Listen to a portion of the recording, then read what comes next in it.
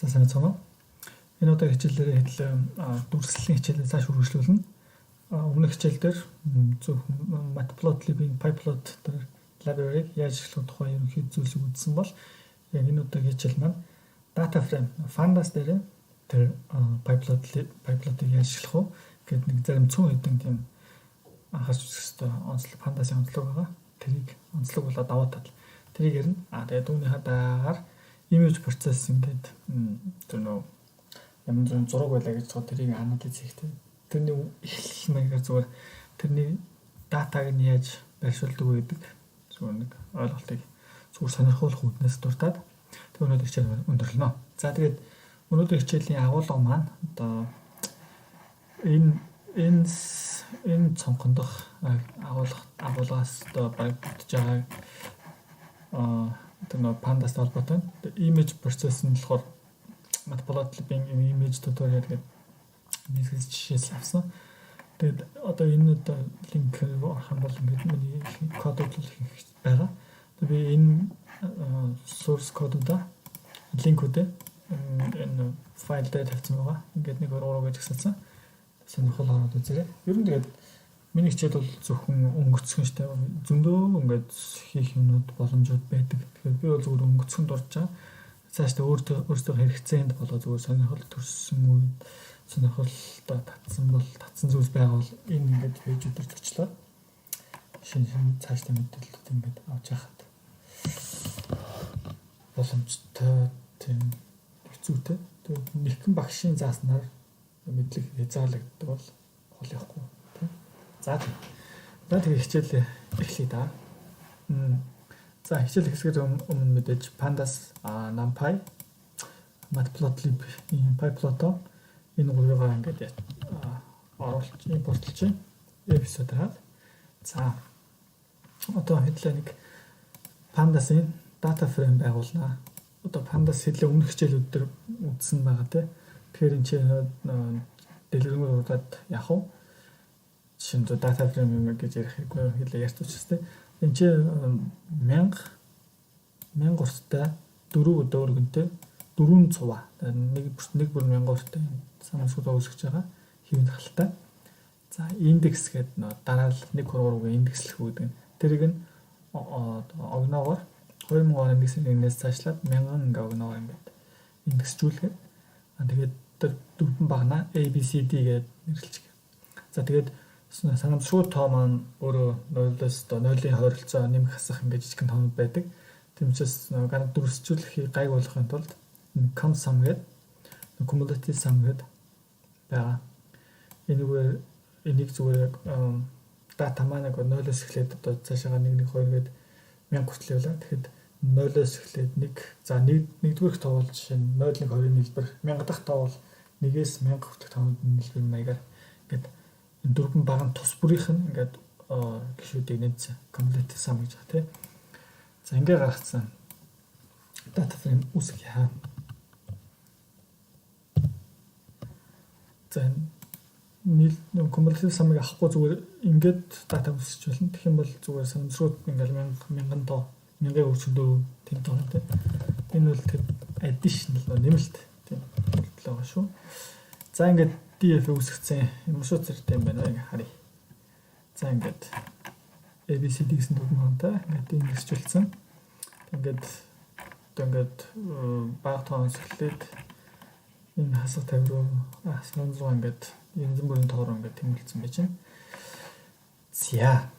За өмнөх хичээл дээр үзснээр бол бид нар x y гэж өгөөд те plot одоо зураад аж болно. За жишээ нь одоо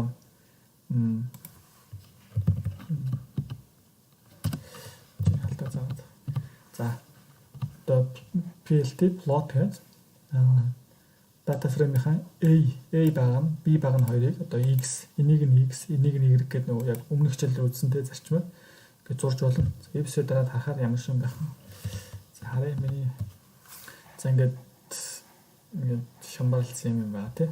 Ингээд зурж болно. Яг хэдлээр амархан тоо байсан бол зүгээр нэг богинохон тоо байсан бол айгүй ойлгомжтой харагдана. Чинь 1000 тоо байгаа болохоор 1000 тоо зэрэгцүүлсэн болохоор энэ харагдаж байгаа.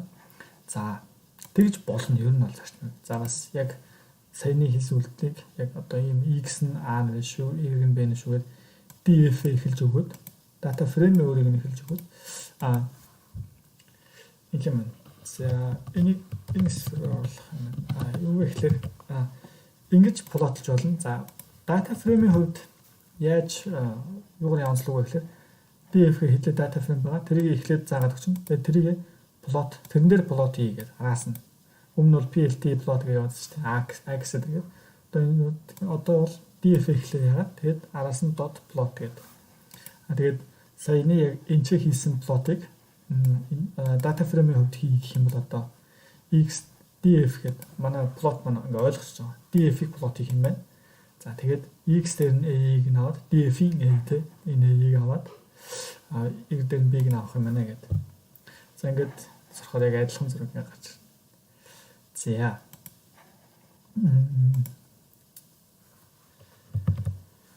За тэгээд зүгээр plot гэдэг харах юм байна. Ингээд дөрөв ингээд хөлсөгч маань самс хөлсөгч маань ингээд дөрөв л ингээд үеэр ингээд зурагцсан ингээд байж. За. Тэгвэл зөвхөн A-ийг нь плотлыг бас ингээд df plot гэдэг ингэж болно.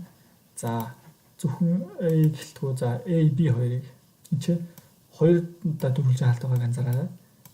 Энэ дөрвөлжин хаалт бол яг df-ийн d-ийг дэд хэсгүүдийг энэ доторх дөрвөлжин болохоор A B гэс бүрдсэн тэр олонлог гэдгийг үүсгэж байгаа. Тэгэд A B-гээс I log 1-5 гэдэг. 1-5 гэдэг нь 1-5 дахь одоо элементүүд гэсэн. Тэгэхээр 2001 сарын 1-ээс эхлээд ингээд 1 2 3 4 гээд нэгээс эхэлж байгаа гэдэг нь ноодоос эхэлнэ шүү дээ. Тэгэхээр хоёр дахь элементээс эхлээд байгаа гэсэн. Тэгээд ингээд дөрвөн элемент тус бүрт ингээд харагдчихна. Тэгээд ингээд did одоо subset did олонлогууд ингээд плотлоод байж болно. Зураад байж та. За data frame одоо ийм юу байгаа. Өөрийнхөө хүрээнд ингээд плотыг үүсгээд. Тэгэхээр юу энэ плотыг хийхэд бидэрт энэ шаардлагагүй байсан. Ингэж импортлох матплотлыг бий. Тэгэхээр Pandas-га өөрийг нь ингээд импортлсон байхад энэ плот функцүүд нь дагаад байна. Тэгээ плот нь бол цаанаа бол энэ matplotlib-ийн энэ pipeline-ыг ашиглаж байгаа. За тийм ба. Тэгэхээр энэ одоо давхар ингээд агуулсан байна гэсэн үг тийм. Matplotlib-ийг. За одоо data frame-ийн одоо өөрийг нь ингээд тодорхойлж байгаа плот гэхээр айгүй ингээд амар хэлбэр байгаас тийм. За давдал гэж. Давдал нь үүгээр дуусахгүй. Төрөл бүрийн графууд одоо bar scatter байгуулахдаа бид нар өмнөх хичээлдэр бол PLT scatter гэж жаад байгуулжсэн бол data frame дээр kind гэдэг тэр нэг аргумент caller гэдэг тодорхойлох шиг kind гэдэг тодорхойлсон чинь тэр хэдлээд үрдүн kind bar гараа. За ингээд байж шинэ одоо def log 5 дугаар ABCD-ийн 5 дугаар элементийг ингээд зураад гэсэн үг тийм. За барын оронд одоо scatter байвал яа гэв.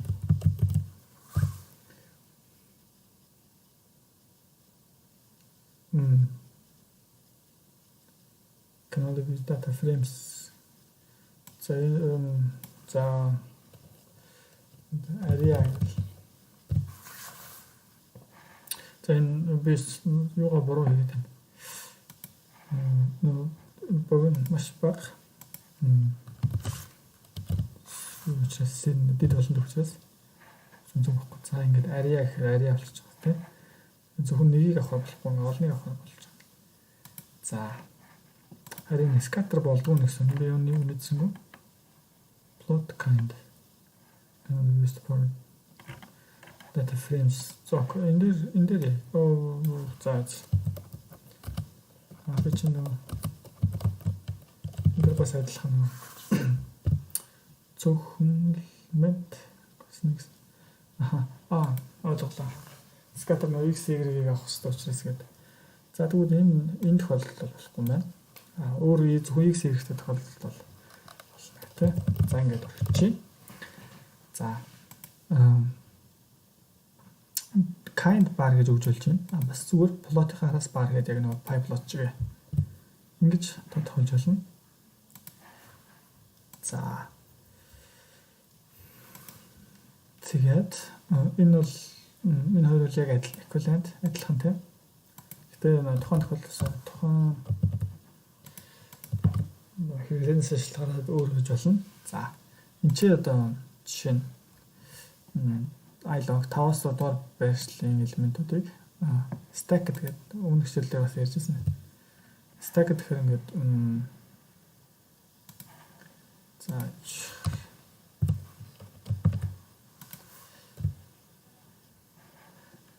за ингээд 5-аас 6 гэдэг түрүүнд авсан байсан нэг элемент өгч байгаа.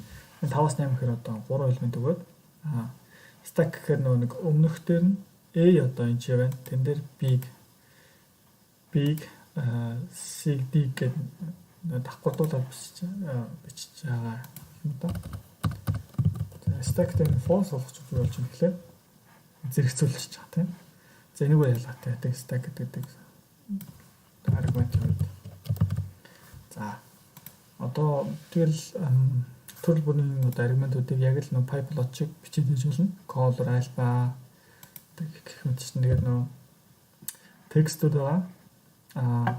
Text annotation гэдэг сум заагаад текстийн тэнд бичээдсэн тэгээд y label, x label, x text, y text гэдэг тэр бүхэн гэдэг аргументуудыг энэ чинь яг л адилхан өмнө бичижсэн шиг бичиж болно. За энэ дараагийн график төрөл маань kind histogram гэдэг. Бид л ABCD гэсэн 4 series байгаа. 4 series болгоно ингээд histogramыг ингээд зурцсан байна. Одоо color blue гэдэг blue-гийн shades төрлөд alpha гэдэг нь хэр тод blue байх гэдгийг нь илэрхийлж байгаа. За тэгээд дөрвөлөнгийнх нь хувьд ингээд DF гэдэг ячаар DFA гэх юм одоо A-гийнх нь зөвхөн histogramыг харуулж байгаа гэсэн үг тийм. За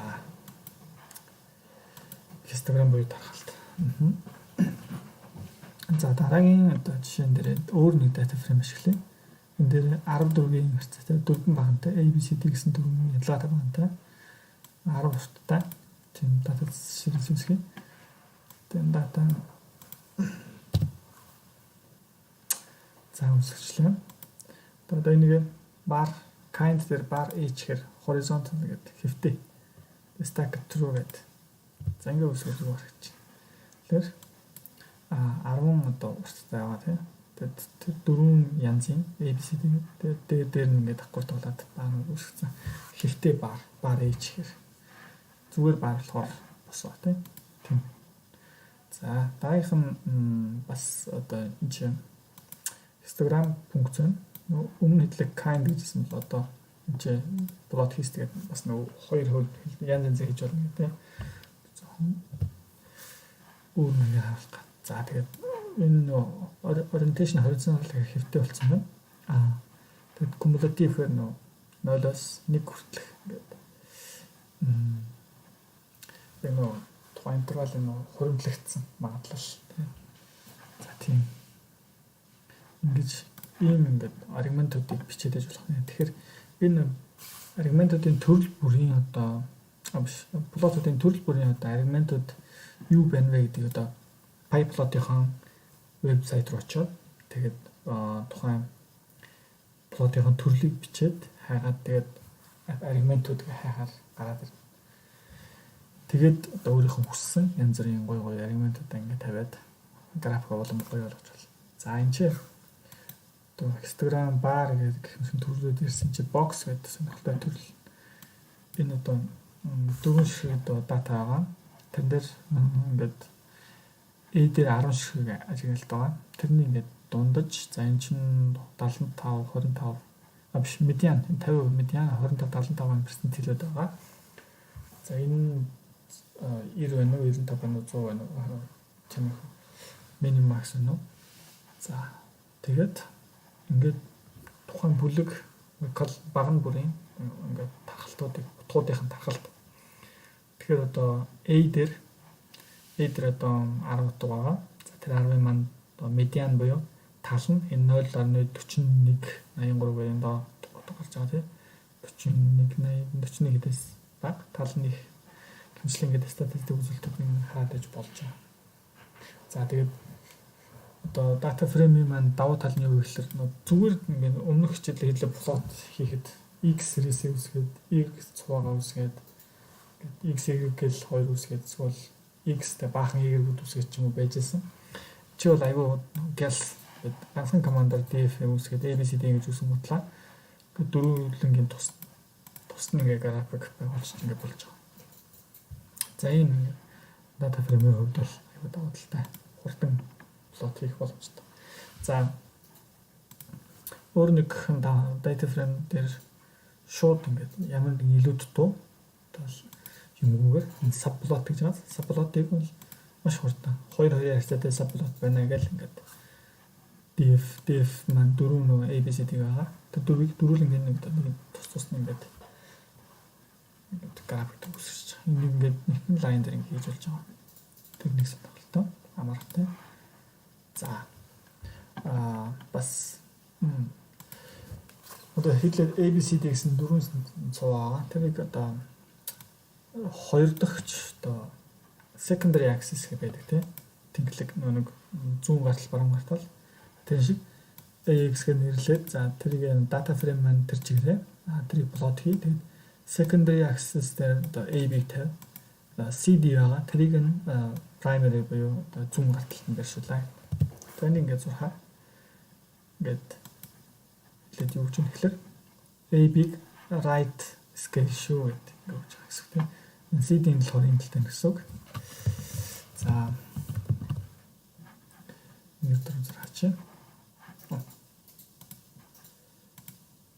За тэгээд AB-г ингээд баруунлаа гарчлаа. За одоо set y label гэж байдаг тийм. Тэн дээр одоо x set y label гэж шууд яхаа 100 гартал дефолтоор ингээд ороод ирчих. X гэж нэрлэлсэн тэрнийхээ right тал set y label гэдэг яхаа ингээд ороод ирчих. За энэ мэтчлэн ингээд хоёр талдаа ингээд төлөвлөрийн юмнууд хийж болно. За тэгээд плотод онгорхой бол хаагаад ингээд бүгдийг нь хаачиж байгаа. За data frame маань pandas дээр одоо visualization хийх одоо үндэс маань ингээд боллоо. Одоо дараа нь хэдл image processing гэж үүдэг жоохон сонирхоо. Энэ бол маш хальт зүгээр үзээд өнгөрнө хэдлээ. Гол нь юу гэхээр одоо image ямар нэгэн зураг байгаа тэр ингээд бүгдийг коджуулаад одоо тоонд оруулаад тэгээд тэрнийг удирдах тэгээд тэр нэг сонирхолтой. Тэгэхээр гудамжинд явж байгаа хүний ингээд нүрийг дүрсээ яваад тэгээд бүхэн код болгоо тоо болгоод тэгээд одоо датабазд аль хүний нүртэй адилхан байна гэх мэтчил ингээд харьцуулаад тэгээд хамгийн ойролцоо нүртэй хүн байвал тэр хүн гудамжинд тэр одоо камер таагдсан хүн тэр хүн байх магадлалтай юм чинь тийм одоо ATM дээр нүр таних гэдэг ингээд бүгд яг тийм хүсдэг явж байгаа. Тэгээд тэр тоон утгыг одоо яаж оруулж ирд юм бэ? За түүний тулд хэдүүлээ. Яа. Монгол улсын далбаар ашиглая. Энэ далбаа. За энэ далбаа. За өөр ямар ч нэг гэж болно те. Тэгээд өргөтгөлүүд нь за би энэ чинь алидын татаад авсан учраас харуулж юм байгаа. MNGP гэдэг. Тэгээд надад бол энэ зураг нь интернетээс татж авахдаа энэ PNG эсвэл GIP эсвэл одоо ямар өргөтгөлүүд байна би яг бүгдийг мэдэхгүй байна. Гэхдээ энэ нөгөө Python-ы энэ одоо хэдлэг импортлох MPIMG гэдэг одоо library package маань ямар өргөтгөлүүдийг одоо дэмждэг юм бэ ажиллаж болдог юм. Тэгээд миний зураг бол GIP image-тэй тэгэхээр энэ бол ажиллаж байгаа. За тэр энийг анхаараа кодыг давтахад алдаа гараад байвал бас магадгүй энэ дээр алдаа гэж магадгүй шүү гэж сануулах гэсэн. За тэгээд одоо энэ ML-ийг одоо зөвхөн зураг хэлбэрээр бас зүгээр зураг. Энийг тоороо хөрвүүлье. За тэгтээ хэдлээ ийм library ашиглана. Episode арч. За энийг ингээд татаад авцсан.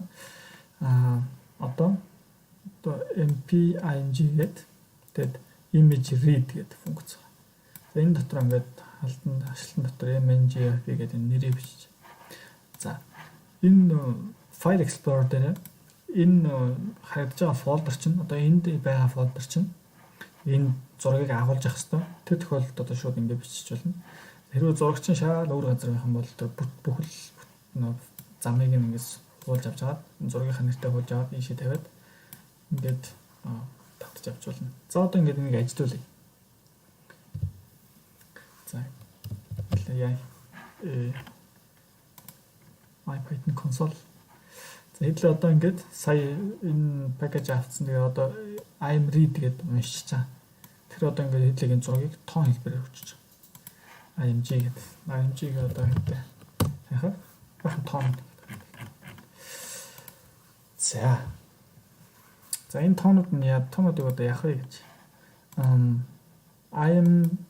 MP-IMG гэдэг функц дотор одоо plot, pyplot дотор IMG show гэдэг одоо функц байна. Тэргээр ажиллаарай. За тэгэхээр энэ ч гараад ирсэн. Тэгэхээр нөгөө түрүүнд шал өөр газар ирсэн зураг одоо Python дотор ороод ирсэн. Тоон дотор. Ийм болсон. За. Тэгэхээр хэдлээ одоо энэ зурагтай энэ зургийг тоо болгосон учраас тоотой ажиллахад бол муу байна тийм ээ. За одоо тэгээд за энэ image гэдэг одоо энэ зураг болчиход байгаа нөхөр маань ямар учиртай юм бэ гэдэг. Хэдлээ shape-ийг харж үзье. Тэгэхээр 216 434. За энэ 11 гээд 11 дээр байршил дээр одоо юу байна гэдгийг харъя л да. За тэгэхээр 255 гэдэг. За дахиад тайлбарлахууднаас image ингээ гаргачих эпизодад. За. За энэ бол ингээд ишээгээ 200 одоо хэд ишээгээ 400 хэд байна тийм. Тэгэхээр энэ shape-н дээр байсан 216 430 гэж энэ одоо x тэнхлэг y тэнхлэг утгатай. За энэ дөрөв нь юу вэ гэхээр хэдлээ сая харлаа 1 1 гэдэг. Одоо энэ ч 1 энэ талаасаа 1 энэ утган дээр байгаа. Одоо утгыг харсан чинь одоо хэдлээ 255 0 255 гэдэг тоог чинь тийм. За энэ ямар учиртай вэ гэхлээр одоо өнгийг одоо энэ чинь улаан байгаа. Улаан өнгийг тоогоор илэрхийлж. За зүгээр сонирхол хүднээс одоо тайлбарлая л да. RGB гэж үүдэг.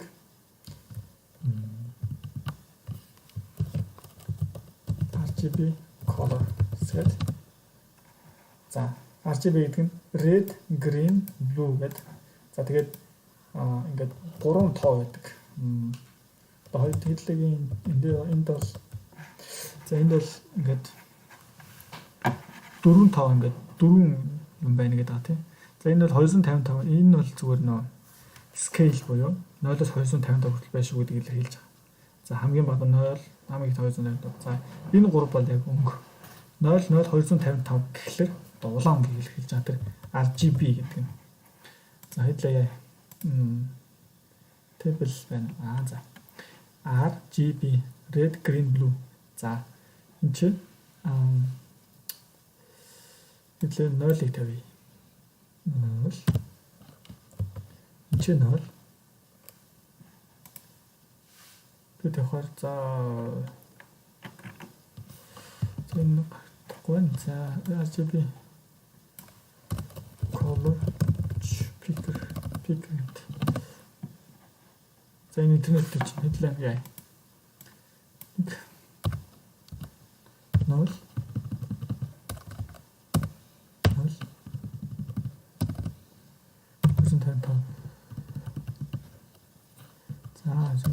хүн гарч ирдэг шүү. За. Тэгвэл би андуурсан байна. Юун дээр андуурсан гэхээр энэ 250 нь улаан эхний 3 нь өнгө, энэ сүүлийнх нь scale нь 0-оос 250 хүртэл байх шүү гэсэн. За ингээд хэдлээ 255 00 гэж тавиад ахаар улаан өнгө гэж байна. За энэ цэнхэр өнгө. Цэнхэр өнгө хэдлээ хэд вэ гэдэг одоо имижээс хайж үзье л да. Энэ чинь юу гэхээр 100 x-ийнхэн 100 энэ нь одоо 200-оход хэдлээ хэдлийг цэнхэр өнгөнд буулгах нь тийм. Тэрийг яа. Image 100 200. Тэгэхээр бид нар 00255 гэдэг. За дүүнд анзаарсан бол 00255 дээр хөхөнгө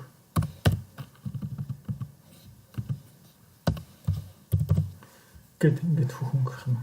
За ингээд өнгө болгоо ингээд кодтой. Тэгээд компьютер маань ингээд танаад код өнгөн дээр ингээд код өгöd тэгээд бүрдүүлж байгаа гэсэн. Одоо чинь шар өнгө ямар вэ харъя л да. 100. За 125 гаргая.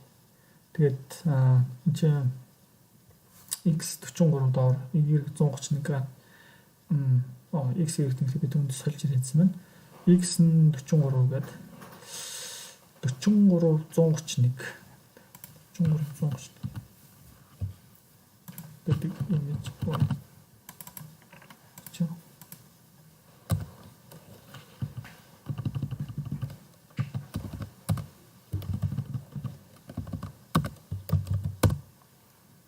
За за тэгвэл солио.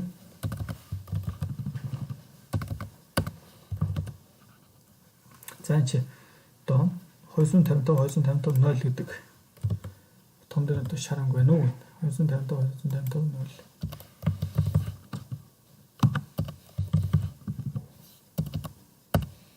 За энэ шар өнгө чинь тийм. Тэгэхээр одоо хэдлээ далбааныхаа өмнгийн кодуудыг тайлж чадлаа. Тэгээ хэдэн экстрим өмнөд байж байна. Тэгэл одоо яа. Энэ өнгийг зарим нэгэн зүгээр жоо өөрчилж үзье. Яаж өөрчлөх. За түүний тулд энэ чинь ингээд би сая харуулсан те яаж эдрийг одоо болсон. За имиж одоо жишээ нь хэдлээ одоо 200 дээр одоо энэ хавцааныг одоо цэгийг өөрчлөхөөр үзэл 100 200 дээр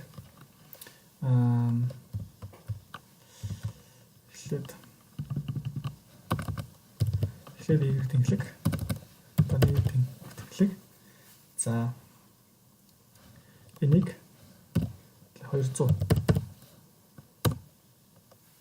за гэхлээр яа assignment destination read only гэдэг read only буюу хэдлээ нөө эдитэлж болохгүй гэсэн. За энийг эдитлэх яаж болох вэ гэхээр одоо энэ чинь variable болгоно гэдэг. За I am flags гэх одоо харуулъя л да. Энд чинь ингээд img нь юу вэ гэхээр одоо variable гэдэг тэр нь босхгүй гэдэг. Босхгүй. За энийг нь true бол. Тэрний тулд img set flags variety-г нь нэг үнэн 0 болгодлаа нэг үнэн гэж ядаж таарай. Variable дээр. За одоо тэгээд img flags болохоор энэ чинь ингээд variable true болсон. За одоо нөгөө одоо 200 одоо өөрчлөе л да. За ингээд юу вэ? Энэ 100 200 утга маань юу вэ? Тэгээд 200 болсон. За ингээд scale нь 200-тай. За энэ scale чи өөрчлөж өглөө. За энэ хавцаа ингээд нэг цэг маань өөрчлөгдсөн байна. За ганцхан цэг учраас ингэ харагдахгүй. За олон цэгийг ингээд өөрчлөе. Би ч нэг хэдэн хэсгийг бэлдсэн байна. Нэгээс 50, y дээр нэгээс 50, x дээр 150 200 гэдэг тэрийг нэгээс 3 дахь утгыг энэ чинь 200 хэдл өөрчлөлт учраас өөрчлөж байгаа тийм. За нэгээс 3 дахь утгыг за энэ чинь 0-3 дахь утгыг чинь 250 болгоод гэдэг. За 250 гэдэг зүгээр 250 дахь ойролцоочноос гэж байна. За ингэсэн. Энэ тохиолдолд одоо имиж хэдлээ ингээд өөрчилж байгаа. Тэгээд би түрүүнд буруу харуулсан байна. Имиж ингэж өөрчилчөөд дахиж харахын тулд дахиж энийг ажиллах хэрэгтэй. Энийг ажиллая. Тэгэхээр энэ хэсэг маань ингээд одоо өөрчлөгдсөн гэж. За гэх мэтлээ одоо хэдлээ энэ хэсгийг өөрчлөх гэж үзэл энэ хэсгийг одоо 300-аас 400 150-аас 200 гэдэг энэ хэсгийг өөрчлөх гэж үзье. Түүний тулд 150-аас 200